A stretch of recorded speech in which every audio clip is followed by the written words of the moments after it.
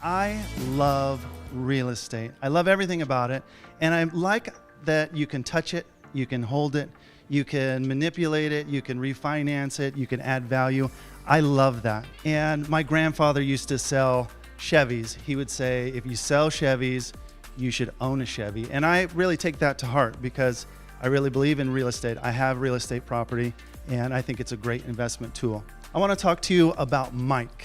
Mike came to me about a couple years ago actually, and he was really interested in living in, which is just down the street, which is Pacific Beach. He really wanted to live in Pacific Beach. And he came to me and he says, I'm a first-time home buyer. I have rented for 20 years. I don't want to lose my butt on real estate. How do I do it? And I told him that there's a secret to real estate, and the secret is that you have to know your numbers. You have to know your numbers. So what we did is we sat down, we figured out what would his numbers look like? What can he afford?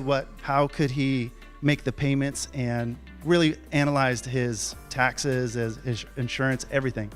So once he had the numbers, he said, okay, this is the property that I want. I want to get a property in Pacific Beach and I want to spend under $1 million. And I said, that's not really a plan. That's more a dream than a plan. But I said, I will help you. We'll look for some properties. A couple months went by, nothing. A couple more months went by, nothing. There's no properties. And then a year went by. We were looking, nothing.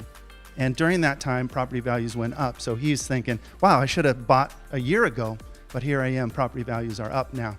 But he did call me. He called me about a year after that first meeting, and he said, my landlord just raised the rent, and actually he's gonna sell the building within 2 months, and I need to buy something.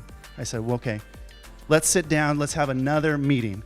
And so we had another meeting, and we found out that he could add value to a property if he rented a portion of the property out. So we got down to everything, the specifics of a detached garage, how many stories. I knew exactly what Mike was looking for. And because I knew what he was looking for, I was able to do a search, call expired listings, call people who are doing for sale by owner, and we did find a property that fit his criteria. It wasn't on the market. I called them, and he got an offer accepted. And one thing that I really love about real estate is that you have options, and I really love the negotiation aspect. The negotiation aspect is great because you need to find what the seller's looking for, and then you need to find what the buyer's looking for and come together on equal terms. For example, there's a story of two sisters that both want an orange.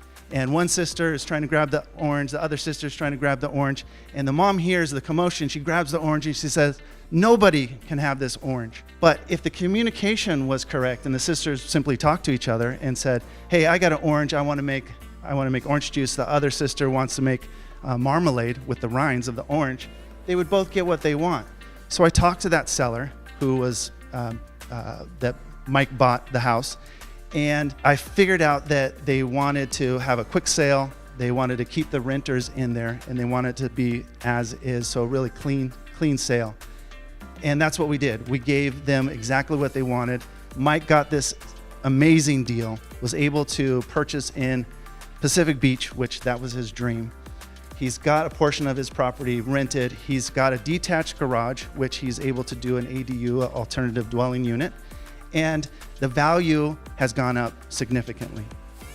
Now, if I have to tell you a few things, a few walkaways, a few takeaways from this, is that if you want to make money in real estate, you make money when you buy. You buy right. And you have to know your numbers. You have to do your investigations and be specific on your goals. And you've got to keep investing. That's one thing that I hope Mike will take away, is that you got to keep investing to really make an impact, to get that cash flow and that time to enjoy.